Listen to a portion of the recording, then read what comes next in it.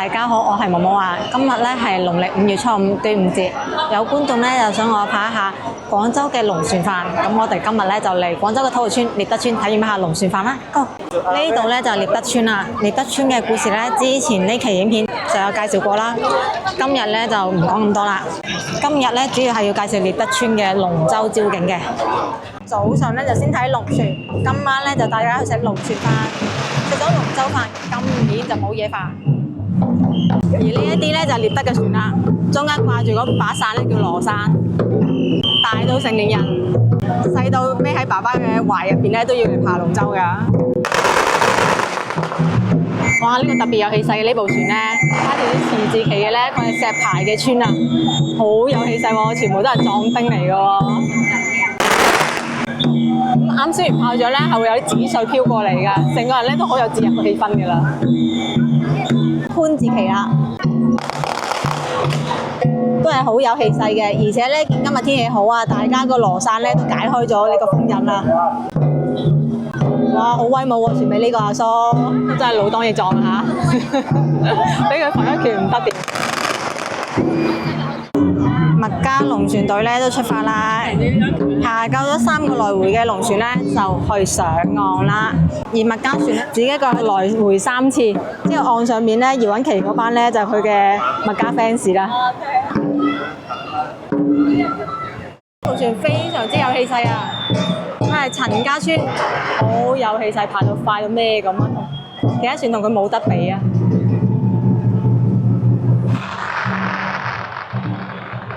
今日咧就係農曆5月初5端午節，龍舟招景咧就係廣州嘅傳統文化。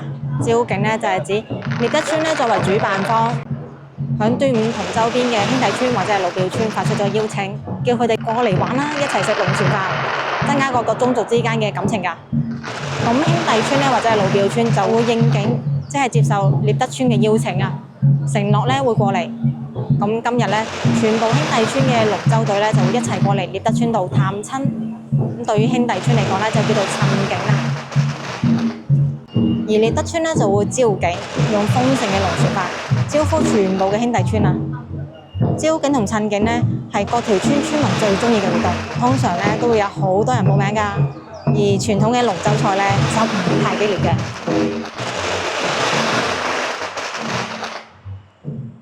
咁兄弟村嚟親景咧，其實都有好多儀式㗎。親景嘅龍船咧，沿途都會一直放炮仗㗎。咁嚟到咗獵德村之後咧，就會放超級多嘅炮仗。因為放得越多，你越俾面啊！而獵德村呢邊嘅房東們咧，都會攞出呢個華爾街敲鐘嘅氣勢啊，出盡力咁樣去打個鼓㗎，用鼓聲咧嚟歡迎兄弟村嘅龍舟。而且獵德村嘅龍船咧，都會響獵德涌呢度來回爬3次㗎，迎接客人，表達敬意㗎。岸上面嘅村民咧就會叫兄弟村嘅客人過嚟食個龍船餅，飲啖茶，休息下。嗱，大家上岸之後咧，兄弟村嘅長老咧就會攞住紅紙簡貼去上香，而獵德村咧就會禮尚往來，回贈佢哋龍船餅、茶，仲有回簡嘅。簡貼咧就會貼響獵德祠堂，象徵探親禮成。咁一直咧係會保留落嚟作為歷史見證嘅。咁呢種傳統咧喺古代係為咗強化宗族之間嘅關係嘅，因為獵德同冼村、石牌、車陂呢啲兄弟村或者係老表村咧，喺以前咧都係有互通聯姻㗎，大家咧都係表哥表弟。但係因為始終都唔係同一條村，所以咧多多少少都係會有矛盾㗎。咁共飲龍船茶，共食龍船餅，晚上再食埋個龍船飯，就有呢個恩怨100歐數嘅意思啦，化解咗大家嘅矛盾啦。而且啊，下龍船嘅咧都係村裡面嘅後生一輩，招景同埋親景咧，唔單止可以調解呢個紛爭，仲可以提高呢個宗族嘅凝聚力嘅。依家咧每條船都喺度慢慢上岸啦。咁岸嗰邊咧就多好多人㗎。招景呢日咧就唔單止會放炮仗嘅，仲會拋炮仗。咁執到咗呢炮仗咧，代表你順順利利啊！呢衰氣咧走晒嘅，所以大家伸出小手接住佢就得㗎啦，接好運啊！呢個咧就叫做執炮仗啦。睇咗大家幾咁踴躍先得㗎。大概就咁嘅陣營啦。依家咧係早上嘅10點鐘左右，好熱鬧啊！涌面上面越嚟越多嘅船啊！最前面嘅呢部咧係洪聖會嘅，而後邊少少嘅咧就係養基嘅。咁仲有冼村嘅、南海中村嘅，非常之熱鬧啊！你睇下佢哋排晒長龍等上岸啦。而兩邊咧有非常之多嘅人喺度圍觀㗎，但係塞滿晒密都係人啊！真係夠晒俾面啊！放到又響又長，成條出面咧煙霧瀰漫咁嘅樣啊！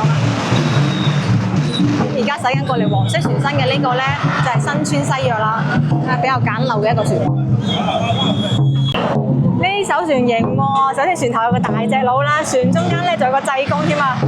呢個咧係石牌南約，哇！個敲鼓嘅企船頭佢都係大隻佬嚟嘅喎，睇個手臂有冇咁瓜啷咁粗。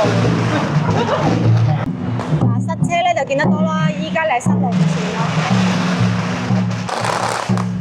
好熱鬧啊！10幾20條船喺出面啊，個個企起身反轉坐就可以爬翻轉頭嘅啦，話回就回。前面呢位靚仔搖得咁猛啊，真係叫後面啲人小心開船啊！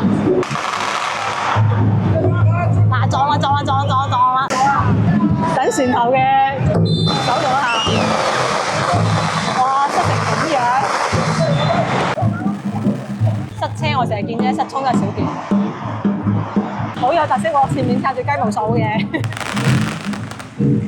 唔通係揸住雞毛當令箭？就算係依家爬龍船啲爬仔咧，都係以後生仔為主㗎。咁啊，唔單止有男子嘅龍船啦，仲有女子嘅龍船嘅。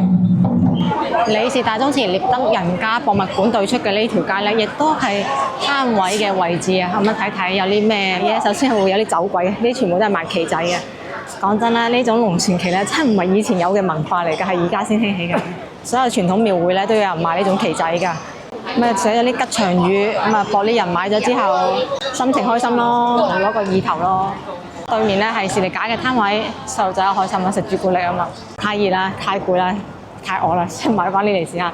呢個係順德酒廠嘅，之前我哋都有詳細介紹過獵德村嘅歷史啦。對比翻嗰陣時嘅視頻，依家唔係好熱鬧咧。之後咧就係健力寶嘅攤位啦。咦，健力寶攤位咁多嘢飲都水靜河飛喎，咁唔受歡迎嘅咩？以前係我哋嘅廣東名牌嚟㗎噃。南方園整咗部龍船仔喺度俾人打卡嘅，造景咧就好威猛嘅。但係呢邊咧始終打卡人少一啲啊。王老吉買嘢飲就可以抽獎啦，加1蚊仲多1盒添。工作人員比客人仲要多喎。手作小市集啦，9毛9西北菜嘅。整咗呢周邊嘅公仔啊，粽嘅造型啊，龍船嘅造型嘅。而對面咧就係佢哋以前舊嗰啲祠堂嗰啲招牌啦，就整咗喺度嘅。依家啊祠堂咧就翻新咗，亦都新整咗啲牌匾嘅。舊嘅呢咧就鑲喺呢度紀念一下。咁啊隔離個文化碑記咧係寫咗獵德村嘅歷史嘅。呢個咧係獵德以前嘅牌坊啊，以前牌坊仔細細啊，而家就唔同咗啦。咁唔好睇獵德村民好似好普通咁嚇，其實最窮嗰個咧都係千萬富豪嚟㗎，人均上億身家。所以好多人咧都對獵德村嘅龍船飯咧好感興趣㗎，都想嚟食嘅。咁今年咧獵德村咧就擺咗好多圍嘅龍舟飯嘅，聽講咧係有成上千圍㗎。主辦方咧就話要搞成廣州歷史上最大規模嘅龍船飯，萬人龍船飯啦。咁我咧就訂好咗位啦。呢個攤位咧就係撐得起自己嘅，我哋睇睇撐得起嘅拖鞋啊！嗱，佢有2款嘅喎，一款咧係綠色嘅，寫住踏水啊。咁咧仲有個藍色款嘅就係打仔專用拖鞋啊。我以前打仔用拖鞋已經好輕騎㗎啦，都係雞毛掃勁啲。喺李氏大宗祠呢度咧就係今晚食龍船飯嘅地方啦。俾你睇睇好大嘅環境啊，仲有舞台添啊，搭晒棚嘅，翻風落雨都唔怕。嗱，呢個咧就係李氏大宗祠啦。呢啲紅紙咧就係邀請嘅簡貼啦。咁禮成之後咧就會黐喺祠堂呢度，而呢邊咧全部寫住個謝字嘅，謝邀嘅意思啊，係其他村俾獵德村嘅，亦都係會黐喺祠堂呢度，都係可以食龍船飯嘅。啲台布睇個樣就知高級好多啦。平時好安靜嘅祠堂咧，今日就非常之熱鬧啦。呢個係永石堂，依家未開飯啦，大把人都過嚟祠堂咧就打翻個白鴿磚。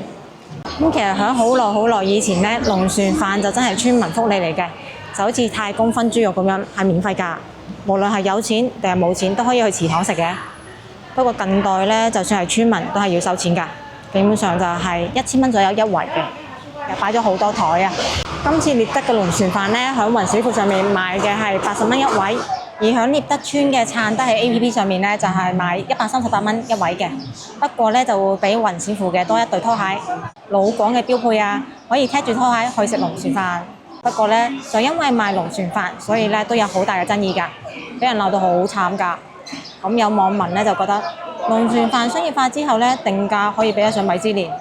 咁仲有網民覺得傳統龍船飯咧係村民共享嘅福利，攞出嚟賣有利用傳統文化割韭菜嘅嫌疑啊，違背咗傳統龍船飯嘅初衷。咁我咧係比較支持獵德村賣龍船飯嘅，佢唔賣我咪冇機會過嚟見識下咯。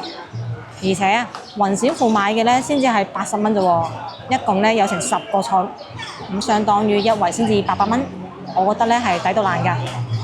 就算係買138蚊有拖鞋嗰種咧，都唔算貴啊，因為貴啲嘅係可以提前揀位㗎。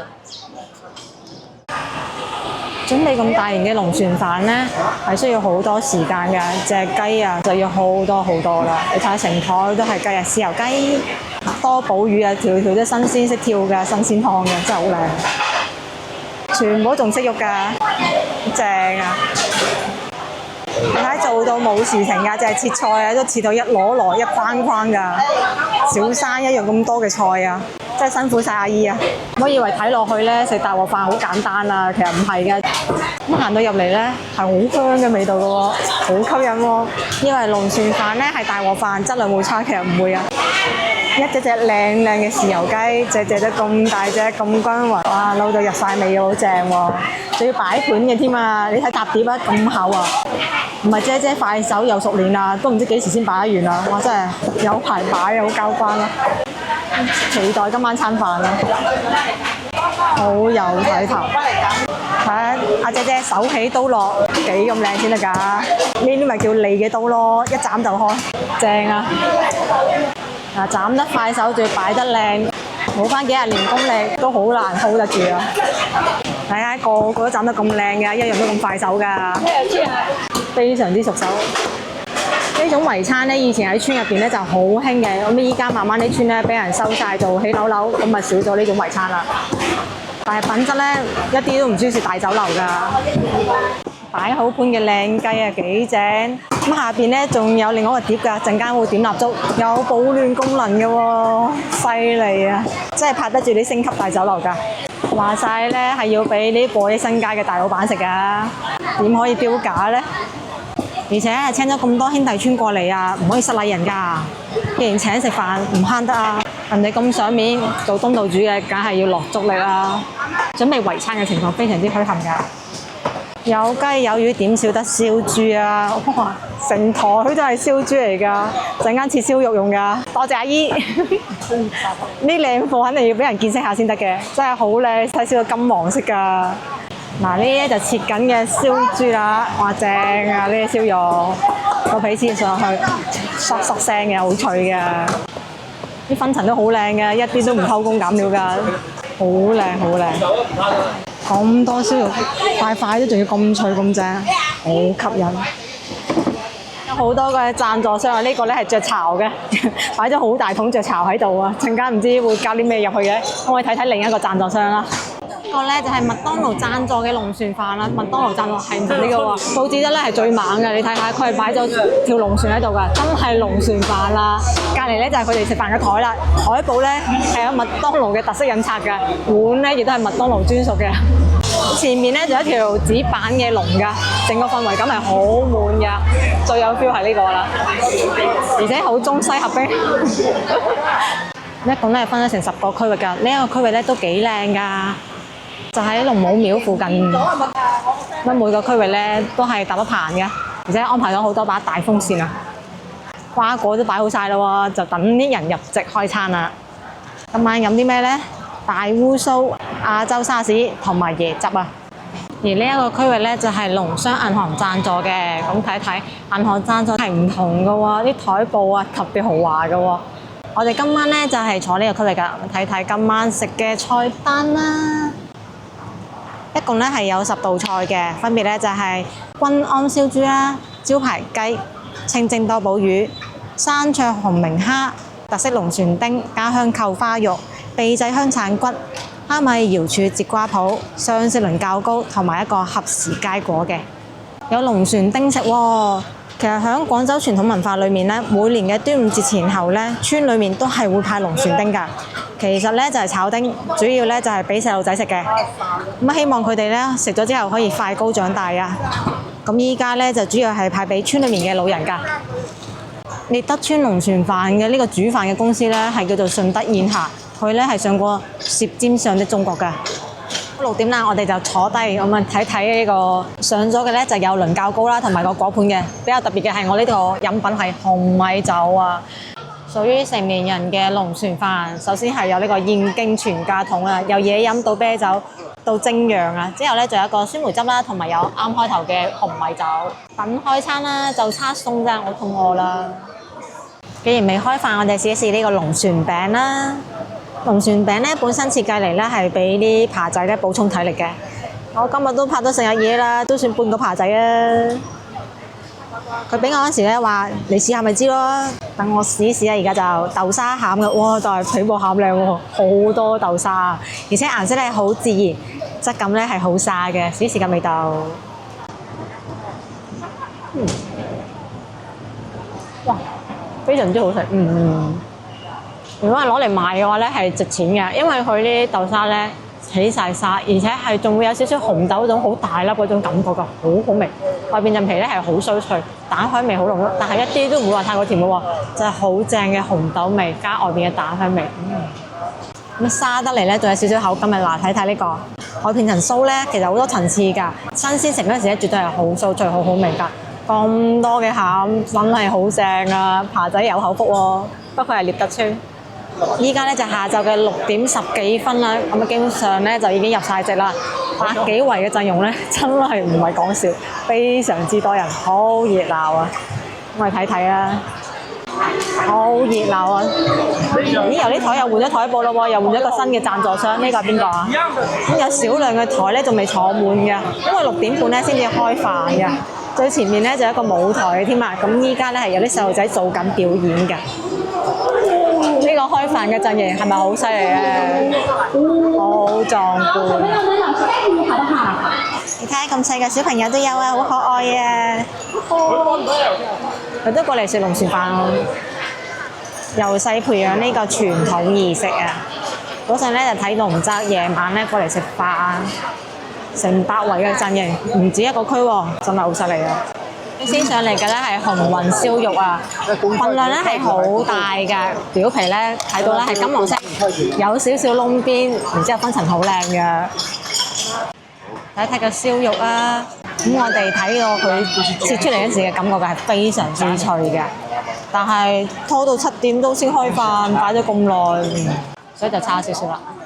靠尾嘅呢個位就好食好多啦，味道會濃郁好多，而且個皮好脆啊！見唔見到層皮咧係厚好多㗎，仲保持到脆度喎，有啲犀利。豉油雞咁下邊有用蠟燭保暖嘅，係有擺盤嘅雞嚟㗎，份量係非常之大㗎，雞頭、雞屁屁全部齊全。話晒龍船飯唔可以少咁見㗎。睇睇隻雞先，皮咧係比較薄嘅，冇咩皮下脂肪。一隻全熟嘅豉油雞，好靚面啊，油水好足啊。不過呢度啲燈光咧係有問題嘅，所以呢啲食物拍出嚟咧都好奇怪啊，好似靈異片一樣嘅色澤。味道咧唔錯喎，有驚喜喎，皮咧好薄而且有啲脆，咁睇上去咧係全熟雞，但係其實係熟得啱啱好㗎，所以肉咧係好滑㗎。不過呢隻雞咧就麻麻地，都有少少腥味嘅，好大嚿。呢個咧係雞胸肉，口感咧就稍為鞋啲啲，咁雞髀位置就好啲咯。總體嚟講都係一個中上水平嘅，對於呢種圍餐係好驚豔嘅出品啦。